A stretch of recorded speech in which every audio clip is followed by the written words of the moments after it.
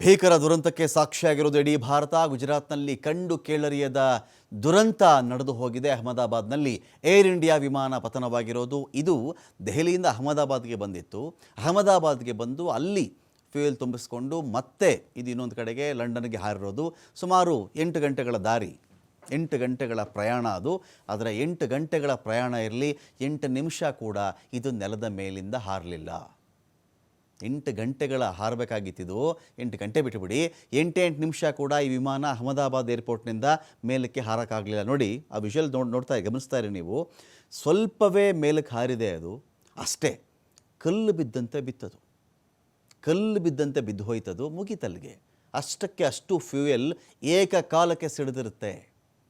56 ಕೆಪಾಸಿಟಿನೇ 1,00,000 ಲೀಟರ್ಗೂ ಮಿಗಿಲು ಅಂತ ಹೇಳ್ತಾರೆ.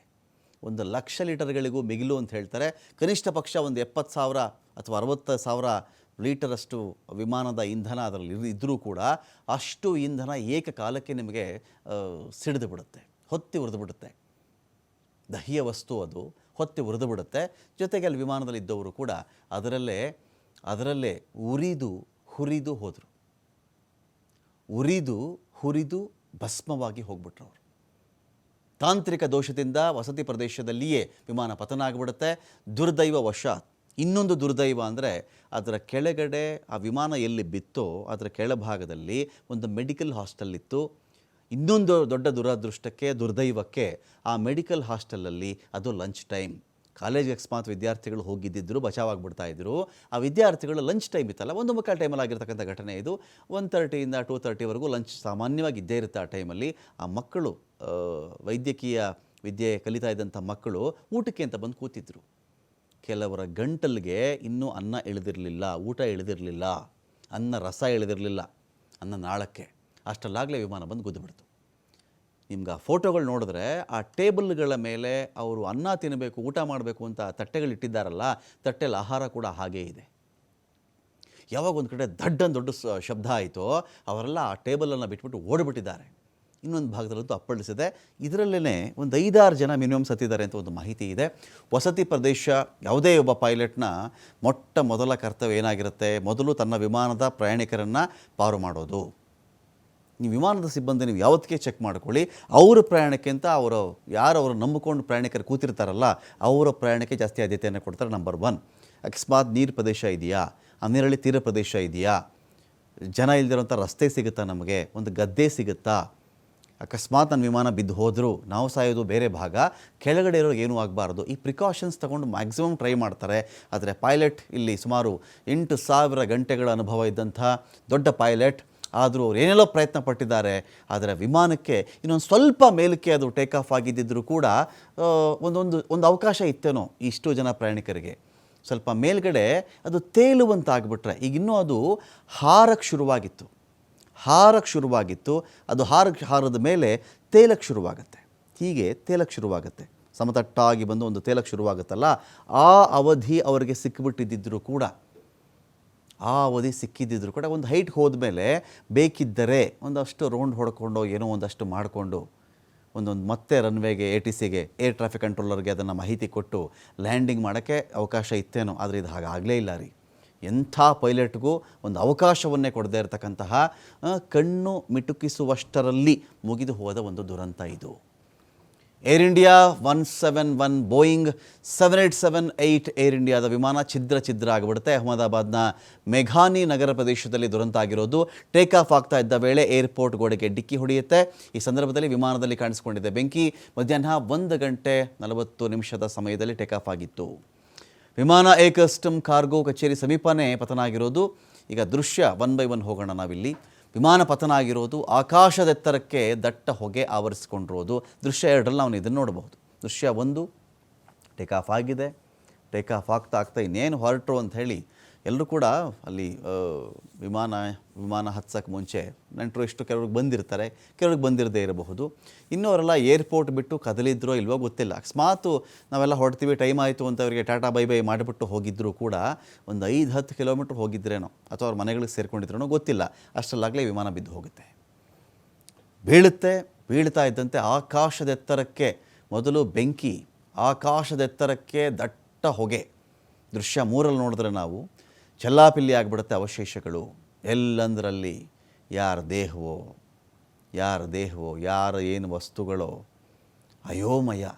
ಪೈಲಟ್ ಎಲ್ಲೋ, ಸಿಬ್ಬಂದಿ ಎಲ್ಲೋ, ಜನ ಎಲ್ಲೋ, ಯಾವ ಸೀಟ್ ನಂಬರ್ ಎಲ್ಲೋ ಏನೂ ಗೊತ್ತಿಲ್ಲ. ಅಲ್ಲಿ ಇಮ್ಮಿಡಿಯೇಟಾಗಿ ಜನ ಧಾವಿಸ್ತಾರೆ. ನಿಮಗೆ ಗೊತ್ತಿರಲಿ, ವಿಮಾನ ನಿಲ್ದಾಣಕ್ಕೆ ಹತ್ತಿರ ಇತ್ತು.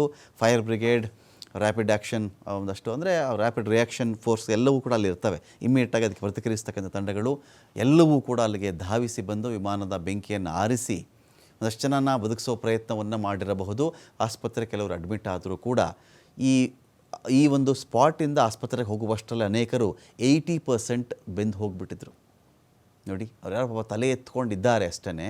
ಅವರೇನಾದರೂ ಬದುಕಿದ್ರೇನಪ್ಪ ಅಂತ ಅನಿಸುತ್ತೆ ನಮಗೆ. ಬಹುಶಃ ಅವರು ಬದುಕಿರಲಿಕ್ಕಿಲ್ಲ. ಕಾರಣ ಎಲ್ಲರೂ ಆಲ್ಮೋಸ್ಟ್ 80% ಬರ್ನ್. 80% ದಾಟಿಬಿಟ್ರೆ ಒಬ್ಬ ಮನುಷ್ಯ ಬದುಕುಳಿಯುವುದು ಕಷ್ಟ. ಆಸ್ಪತ್ರೆಗೆ ಗಾಯಾಳು ರವಾನೆ ಆಗ್ತಾರೆ. ದೃಶ್ಯ 4ರಲ್ಲಿ.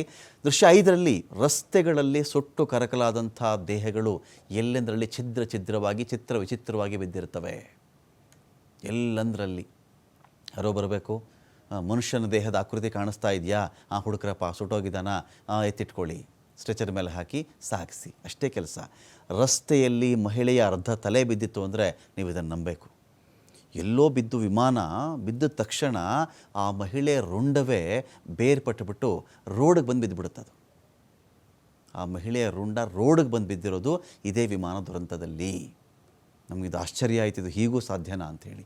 ಇನ್ನೆಷ್ಟರ ಮಟ್ಟಿಗೆ ಅದರ ಇಂಪ್ಯಾಕ್ಟ್ ಆಗಿರಬೇಡ. ಅಲ್ಲಿ ಬಿದ್ದ ತಕ್ಷಣ ಈ ದೇಹದಿಂದ ತಲೆ ಅಥವಾ ಆ ಸ್ಕಲ್ಲು ಬೆನ್ನು ಮೂಳೆಯನ್ನು ಭೇದಿಸಿಕೊಂಡು, ಬೆನ್ನು ಮೂಳೆ ಇದ್ದಂಥ ಸಂಪರ್ಕವನ್ನು ಕಡಿದುಕೊಂಡು, ಕೊರಳ ಅಷ್ಟು ನರಗಳು ಮಾಂಸಖಂಡಗಳ ಸಂಬಂಧವನ್ನು ಕಡಿದುಕೊಂಡು ಹಾರಿ ಆಚೆಗೆ ಬಿದ್ದು ಹೋಗುತ್ತೆ ಅಂದರೆ ಇದು ರುದ್ರ ಭೀಕರ. ಇದು ಸಂಬಂಧಿಕರು ಆಕ್ರಂದನ ಮಾಡುವಂಥ ದೃಶ್ಯ ಸಹಜ. ಒಂದು ಅರ್ಧ ಗಂಟೆ ಮುಂಚೆ ಯಾರ್ಯಾರ ಜೊತೆಗೆ ಇಲ್ಲೇ ಊಟ ಮಾಡ್ಕೊಂಬಿಡಿ, ಫ್ಲೈಟಲ್ಲಿ ಯಾಕೆ ತಿಂತೀರಾ, ಲಾಂಜ್ ಇದೆಯಲ್ಲ ಇಲ್ಲೇ ಏನಾದರೂ ತಿನ್ನಿ, ಅಥವಾ ಬೇಡ ಮನೆಯಲ್ಲೇ ಊಟ ಮಾಡಿ ಅಂತೇಳಿ ಒಟ್ಟೊಟ್ಟಿಗೆ ಎಷ್ಟೋ ಜನ ಊಟ ಮಾಡಿರ್ತಾರೆ. ಲಂಡನ್ಗೆ ಹೋಗ್ತಾ ಇದ್ದೀರಾ, ಹ್ಯಾಪಿ ಜರ್ನಿ ಎಂದಿರ್ತಾರೆ.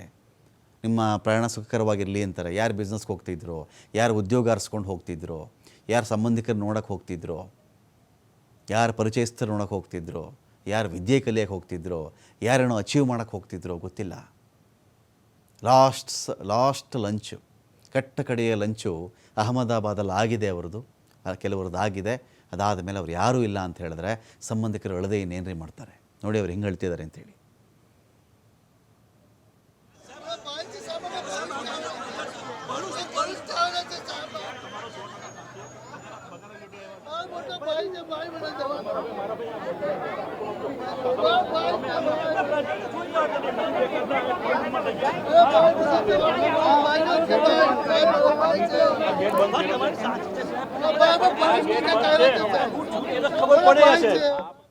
ಇನ್ನೊಂದು ಕಡೆ ಹಾಸ್ಟೆಲ್ ಮೇಲೆ ದೃಶ್ಯ 8ರಲ್ಲಿ ಇದು ಬಿದ್ದಿದ್ದು. ಹಾಸ್ಟೆಲ್ ಮೇಲೆ ವಿಮಾನ ಬಿದ್ದಿರೋದು ಇದು. ಅದು ಹಾಸ್ಟೆಲ್ ಮೇಲೆ ಬಿದ್ದಿದ್ದು ಇನ್ನೊಂದು ದೊಡ್ಡ ಆಘಾತಕಾರಿ ಇದು. ನೋಡಿ, ಆ ಹಾಸ್ಟೆಲಲ್ಲಿ ವಿಮಾನದ ಒಂದು ಅವಶೇಷವೇ ಹಾಸ್ಟೆಲ್ ಒಳಗಡೆ ಉಳ್ಕೊಂಡ್ಬಿಟ್ಟಿದೆ. ಹೋಗಿ ವಿಮಾನದ ಅವಶೇಷವೇ ಹಾಸ್ಟೆಲ್ ಒಳಗಡೆ ಇದೆ ಅಂದರೆ ಇಮ್ಯಾಜಿನ್ ಮಾಡ್ಕೊಳ್ಳಿ. ಬಹುಶಃ ಅದು ಹಿಂಭಾಗದ ರೆಕ್ಕೆಯ ಭಾಗ, ಅದು ಟೇಲ್ ಭಾಗದಲ್ಲಿ 2 ಸಣ್ಣ ರೆಕ್ಕೆಗಳು ಬರ್ತಾವಲ್ಲ, ಆ ಭಾಗ ಅದೇ ನುಗ್ಗಿಬಿಟ್ಟಿದೆ. ಅಲ್ಲಿ ಕಪ್ಪು ಬಣ್ಣಕ್ಕೆ ತಿರುಗಿಬಿಡುತ್ತೆ ಹಾಸ್ಟೆಲ್ ಕಟ್ಟಡದ ಒಂದು ಬದಿ ನೀವು ನೋಡಬೇಕು, ಬ್ಲಾಸ್ಟ್ ಆಗಿಬಿಡುತ್ತಲ್ಲ, ಪೂರಾ ಕಟ್ಟಡವು ಕಪ್ಪು ಬಣ್ಣಕ್ಕೆ ತಿರುಗಿಬಿಡುತ್ತೆ. ಬೆಂಕಿ ಆರಿಸುವ ಕಾರ್ಯವನ್ನು ಆಮೇಲೆ ನಾವು ನೋಡ್ತಾ ಇದ್ದೀವಿ ಇದರಲ್ಲಿ.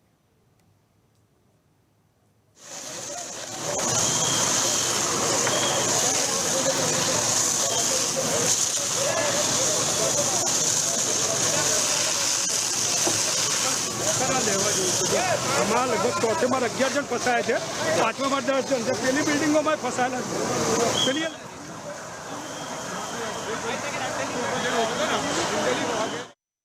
हमारी बहन जा रही थी 1 बजे जा रही थी। 1:10 की फ्लाइट थी और जा रही थी लंदन। लंदन जाने से पहले ही क्रैश हो गया प्लेन। हमारी बहन जा रही थी 1 बजे जा रही थी। 1:10 की फ्लाइट थी और जा रही थी लंदन। અહીંયાથી આયા હતા ને 10 દિવસ માટે અહીંયા આયા હતા. આજે જ હમણાં જ ગયા એ. એટલે હિન્દીમાં પૂરા बता देना कौन रहते थे आपके रिलेटिव्स का मेरे सामने वाले आपका नाम बताइए बहन जी शीतल शाह बहन जी आपको कौन परिवार के लोग थे उसको लंदन जा रहे थे हमारे नेबर की लड़की थी आपको पता चला तो किस तरह से आपको लग रहा है कि क्या उसकी देखभाल करने हाँ अभी